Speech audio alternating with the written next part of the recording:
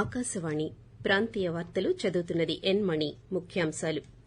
Integrated command control centre CCC ద్వారా ఎన్నికలను స్వేచ్చగా, న్యాయంగా నిర్వహించేందుకు రాష్ట ఎన్నికల సంఘం కృషి చేస్తోంది. పౌరులకు రాజ్యాంగం కల్పించిన ఓటు హక్కు ప్రజాస్వామ్య పరిరక్షణకు వజ్రాయుధం లాంటిదని విశాఖ జిల్లా కలెక్టర్ డాక్టర్ ఏ. మల్లికార్జున పేర్కొన్నారు. విశాఖపట్నం చెన్నై ఎగ్మోర్, విశాఖపట్నం హత్యాల మధ్య 2 జతల రైలు సర్వీసులను ప్రారంభించనున్నట్టు Waltair railway divisional senior commercial manager AK Tripathi ఒక ప్రకటనలో పేర్కొన్నారు. ఉత్తర కోస్తాలో 1 లేదా 2 చోట్ల తేలికపాటి నుండి ఓ మోస్తరు వర్షాలు కురిసే అవకాశముందని అమరావతిలోని భారత వాతావరణ కేంద్రం వెల్లడించింది. వార్తల వివరాలు. అత్యాధునిక సాంకేతిక పరిజ్ఞానం సహకారంతో ఎన్నికలను స్వేచ్చగా, న్యాయంగా నిర్వహించేందుకు రాష్ట ఎన్నికల సంఘం కృషి చేస్తోంది. దీనిలో భాగంగా ఏర్పాటు చేసిన integrated command control centre CCC ద్వారా ఎన్నికల ప్రవర్తన నియమావళి ఉల్లంఘనలు, మద్యం అక్రమ రవాణా, సీజర్లపై పటిష్టమైన పర్యవేక్షణ, నియంత్రణ చేపడుతోంది. అంతర్రాష్ట సరిహద్దులు, రాష్ట వ్యాప్తంగా ఉన్న చెక్ పోస్టుల నుండి వెళ్లే వాహనాల కదలికలను వెబ్ కాస్టింగ్ ద్వారా CCC కేంద్రం నుండి పర్యవేక్షిస్తుంది. క్షేత్రస్థాయిలో ఎన్నికల ప్రవర్తన నియమావళిని పటిష్టంగా అమలుపరచాలనే లక్ష్యంతో నిరంతరం పర్యటిస్తున్న ప్లయింగ్ స్క్వాడ్ బృందాలు, సెక్టోరల్ అధికారులు వినియోగించే వాహనాలు, ఈవీఎంల రవాణాకు వినియోగించే డీజీటీ వాహనాల కదలికలను జీపీఎస్ ట్రాకింగ్ ద్వారా పర్యవేక్షిస్తుంది. అదేవిధంగా ప్రముఖ ఎలక్టానిక్ తెలుగు ఛానళ్లలో నిరంతరాయంగా ప్రసారమయ్యే వార్తాంశాలపై ప్రత్యేక దృష్టి సారించడమే కాకుండా ప్రముఖ ఆంగ్ల, తెలుగు దినపత్రికల్లో ప్రచురితమయ్యే ఎన్నికల ప్రతికూల వార్తాంశాలపై తక్షణ చర్యలు తీసుకుంటూ ప్రజాస్వామ్య విలువలను పరిరక్షించేందుకు దోహదపడుతోంది. పౌరులకు రాజ్యాంగం కల్పించిన ఓటు హక్కు ప్రజాస్వామ్య పరిరక్షణకు వజ్రాయుధం లాంటిదని విశాఖ జిల్లా కలెక్టర్ డాక్టర్ ఏ. మల్లికార్జున పేర్కొన్నారు. ఈ రోజు విశాఖపట్నం ఆకాశవాణి కేంద్రం నిర్వహించిన ఇంటర్వ్యూలో పాల్గొన్న కలెక్టర్ ఎన్నికల ప్రక్రియకు సంబంధించిన పలు అంశాలపై మాట్లాడారు. మే 13న జరిగే ఎన్నికలలో ఓటర్లు ఓటు హక్కును వినియోగించుకోవడం ద్వారా తమ ప్రథమ కర్తవ్యాన్ని నిర్వర్తించాలని విజ్ఞప్తి చేశారు. అదేవిధంగా జిల్లాలో తొలిసారిగా ఓటు హక్కు పొందిన యువత ఓటు వేయడం ద్వారా ప్రజాస్వామ్య పరిరక్షణలో భాగస్వామ్యం కావాలి అని కలెక్టర్ పిలుపునిస్తూ, పబ్లిక్ కి ఎస్పెషల్లీ ఓటర్స్ అందరూ కూడా నా మనవి ఏంటంటే దయచేసి కనీసం 80 నుంచి దానికి మించి శాతం మనం ఓటు హక్కును మనం వినియోగించుకుంటేనే ప్రజాస్వామ్యానికి అది మనం సరైన తీర్పునిచ్చినట్టు అవుతుంది. సో కాబట్టి దయచేసి ప్రజలందరూ ఉత్సాహవంతంగా మే 13, 2024 తారీఖున ఆ రోజు మనకు 2 ఓట్లు వేసే అవకాశం ఉంది. ఒకటి అసెంబ్లీ తాలూకా 1 ఓటు, అలాగే పార్లమెంట్ తాలూకా 2వ ఓటు. సో ప్రజలందరూ కూడా స్వచ్ఛందంగా పెద్ద ఎత్తున ఎటువంటి ప్రలోభాలకు గురి కాకుండా మీరందరూ దయచేసి ఓటు వేసి 80% మించి మనకు జిల్లాలో ఓటు శాతంని నమోదు చేయవలసిందిగా అందరికీ నేను ప్రార్థిస్తున్నాను. దక్షిణ అంతర్గత కర్ణాటక ప్రాంతాలపై సగటు సముద్ర మట్టానికి 1.5 కిలోమీటర్ల ఎత్తులో ఉపరితల ఆవర్తనం కొనసాగుతోంది. దీనికి అనుగుణంగా ఆంధ్రప్రదేశ్ యానాంలలో దిగువ ట్రోపో ఆవరణంలో ఈశాన్య, ఆగ్నేయ దిశగా గాలులు వీస్తున్నాయి. వీటి ప్రభావంతో ఉత్తర కోస్తా ఆంధ్రప్రదేశ్లో ఈ రోజు, రేపు తేలికపాటి నుండి ఓ మోస్తరు వర్షాలు 1 లేదా 2 చోట్ల కురిసే అవకాశముందని అమరావతిలోని భారత వాతావరణ కేంద్రం వెల్లడించింది. వేసవిలో ప్రయాణికుల రద్దీ దృష్ట్యా విశాఖపట్నం చెన్నై ఎగ్మోర్, విశాఖపట్నం హత్యాల మధ్య 2 జతల రైలు సర్వీసులను ప్రారంభించనున్నట్టు Waltair railway division senior commercial manager AK Tripathi ఒక ప్రకటనలో తెలియజేశారు. వీటిలో విశాఖపట్నం చెన్నై ఎగ్మోర్, విశాఖపట్నం మధ్య ఈ నెల 27 నుంచి జూన్ 30వ తేదీ వరకు మొత్తం 10 ట్రిప్పుల రైలు సర్వీసులు నడపనుంది. అలాగే విశాఖపట్నం హట్టియా, విశాఖపట్నం మధ్య ప్రత్యేక రైలును ఈ నెల 28 నుంచి జూలై 1 వరకు 10 ట్రిప్పులు నిర్దేశించిన సమయాల్లో నడపనున్నట్టు తెలియజేశారు. వైఎస్సార్ కాంగ్రెస్ పార్టీ అధినేత, ముఖ్యమంత్రి వైఎస్ జగన్మోహన్ రెడ్డి చేపట్టిన మేమంతా సిద్దం బస్సు యాత్ర ఈ రోజు విశాఖపట్నం, విజయనగరం జిల్లాల్లో కొనసాగుతోంది. ఈ సందర్భంగా విజయనగరం జిల్లా చెల్లూరులో ఏర్పాటు చేసిన బహిరంగ సభలో జగన్మోహన్ రెడ్డి పాల్గొని మాట్లాడారు. ఆకాశవాణి ప్రాంతీయ వార్తలు వింటున్నారు.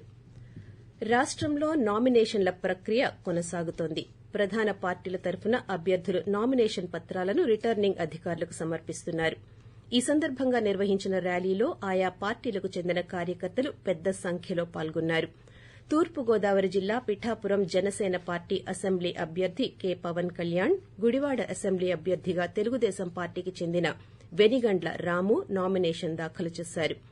ధర్మవరం బీజేపీ అసెంబ్లీ అభ్యర్థిగా సత్యకుమార్, చిలకలూరిపేట నుంచి టీడీపీ మాజీ మంత్రి ప్రత్తిపాటి పుల్లారావుతో సహా రాష్ట వ్యాప్తంగా పలు పార్టీలకు చెందిన అభ్యర్థులు తమ నామినేషన్లను దాఖలు చేస్తున్నారు.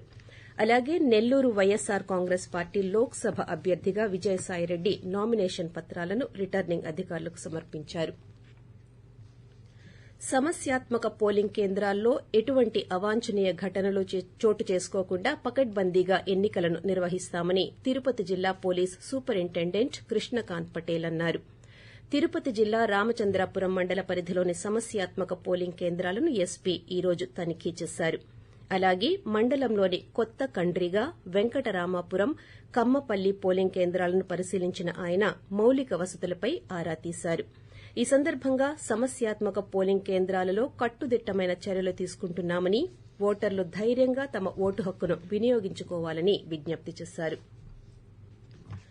అమర్నాథ్ యాత్ర ప్రారంభం అవబోతున్న నేపథ్యంలో యాత్రికులు ఆయా జిల్లాల్లోని ప్రభుత్వ జనరల్ ఆసుపత్రుల్లో ఆరోగ్య పరీక్షలు చేయించుకోవాలని రాష్ట ప్రజారోగ్య కుటుంబ సంక్షేమ శాఖ డైరెక్టర్ డాక్టర్ పద్మావతి ఓ ప్రకటనలో తెలిపారు.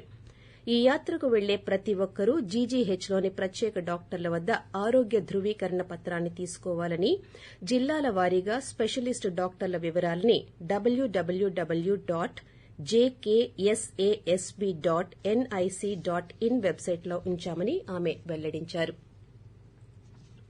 ఎన్నికల్లో ప్రతి ఒక్కరూ ఓటు హక్కు వినియోగించుకోవాలనే లక్ష్యంతో ఎన్నికల సంఘం పోస్టల్ బ్యాలెట్, హోమ్ ఓటింగ్ను తీసుకొచ్చిందని అనంతపురం జిల్లా ఎన్నికల అధికారి, జిల్లా collector doctor V. Vinod Kumar పేర్కొన్నారు. ఈ రోజు కలెక్టర్ కార్యాలయంలో ఆయన పాత్రికేయులతో మాట్లాడుతూ పోస్టల్ బ్యాలెట్, హోమ్ ఓటింగ్లలో ఎటువంటి సందేహం ఉన్నా జిల్లా అసెంబ్లీ స్థాయిలో ఏర్పాటు చేసిన కంట్రోల్ రూమ్కి ఫోన్ చేసి ఫిర్యాదులు తెలియచేయవచ్చన్నారు. అత్యవసర సేవలు అందించే 33 శాఖలకు చెందిన ఉద్యోగుల కోసం నియోజకవర్గానికి 1 చొప్పున 8 పోస్టల్ ఓటింగ్ సెంటర్లను రిటర్నింగ్ అధికారుల కార్యాలయాలలో ఏర్పాటు చేశామన్నారు. ఎన్నికల ప్రచారంలో భాగంగా శ్రీకాకుళం జిల్లా పాతపట్నంలో తెలుగుదేశం పార్టీ అధినేత నారా చంద్రబాబు నాయుడు పర్యటిస్తున్నారు. ఈ సందర్భంగా ఏర్పాటు చేసిన ప్రజాగళం బహిరంగ సభలో ఆయన పాల్గొన్నారు. అంతకుముందు విజయనగరం జిల్లాలోని గజపతి నగరంలో మహిళలతో చంద్రబాబు ముఖాముఖి నిర్వహించారు. ఆడపిల్లలను చదివిస్తే ఆర్థికాభివృద్ది సాధిస్తారని పేర్కొంటూ మహిళలకు విద్యా సంస్థలు, ఉద్యోగాల్లో 33% రిజర్వేషన్ కల్పించామన్నారు. టీడీపీ అధికారంలోకి వచ్చాక పేదరిక నిర్మూలనకు కృషి చేస్తానని ఆయన భరోసా ఇచ్చారు. మే 13వ తేదీ ఎన్నికల రోజున వేతనంతో కూడిన సెలవు ప్రకటించినట్టు విజయనగరం జిల్లా ఉప కార్మిక కమిషనర్ ఎన్. సుబ్రహ్మణ్యం ఒక ప్రకటనలో తెలిపారు. సాదా దుకాణాలు, సంస్థలలో పనిచేస్తున్న ఉద్యోగి కార్మికులకు తమ ఓటు హక్కును వినియోగించుకోవడానికి వీలుగా ఆ రోజున వేతనంతో కూడిన సెలవును ప్రకటించినట్టు తెలిపారు. ఏదైనా వ్యాపార, వాణిజ్య, పారిశ్రామిక సంస్థ లేదా ఏదైనా ఇతర సంస్థలలో ఉద్యోగం చేస్తున్న ప్రతి వ్యక్తి శాసనసభ, లోక్సభ ఎన్నికలలో ఓటు వేయడానికి అర్హులైన ప్రతి వ్యక్తికి పోలింగ్ రోజున తప్పనిసరిగా సెలవు మంజూరు చేయాలని స్పష్టం చేశారు. నిబంధనలు ఉల్లంఘిస్తే జరిమానాతో కూడిన శిక్షార్హులవుతారని తెలియజేశారు. ఎన్నికల ప్రచారంలో భాగంగా రేపు శ్రీకాకుళం జిల్లా టెక్కలిలో నిర్వహించనున్న మేమంతా సిద్దం సభలో వైఎస్సార్ కాంగ్రెస్ పార్టీ అధ్యకులు వైఎస్ జగన్మోహన్ రెడ్డి పాల్గొంటారని వైసీపీ నేత, మత్స్య, పశుసంవర్ధక శాఖల మంత్రి డాక్టర్ సీదిరి అప్పలరాజు పిలుపునిచ్చారు. ఈ రోజు పలాసలో ఏర్పాటు చేసిన పాత్రికేయుల సమావేశంలో ఆయన మాట్లాడుతూ జిల్లాలో ఎన్నో ఏళ్లుగా ఎదురుచూస్తున్న మూలపేట పోర్టు నిర్మాణానికి సుమారు 5,000 కోట్ల రూపాయలతో పనులు ప్రారంభించినట్టు తెలిపారు. వార్తలు ముగించే ముందు ముఖ్యాంశాలు. Integrated command control centre CCC ద్వారా ఎన్నికలను స్వేచ్చగా, న్యాయంగా నిర్వహించేందుకు రాష్ట ఎన్నికల సంఘం కృషి చేస్తోంది. పౌరులకు రాజ్యాంగం కల్పించిన ఓటు హక్కు ప్రజాస్వామ్య పరిరక్షణకు వజ్రాయుధం లాంటిదని విశాఖ జిల్లా కలెక్టర్ డాక్టర్ ఏ. మల్లికార్జున పేర్కొన్నారు. విశాఖపట్నం, చెన్నై ఎగ్మోర్, విశాఖపట్నం హత్యాల మధ్య 2 జతల రైలు సర్వీసులను ప్రారంభించనున్నట్టు Waltair railway division senior commercial manager AK Tripathi ఒక ప్రకటనలో పేర్కొన్నారు. ఉత్తర కోస్తాలో 1 లేదా 2 చోట్ల తేలికపాటి నుంచి ఓ మోస్తరు వర్షాలు కురిసే అవకాశం ఉందని అమరావతిలోని భారత వాతావరణ కేంద్రం వెల్లడించింది. ఆకాశవాణి ప్రాంతీయ వార్తలు ఇంతటితో సమాప్తం.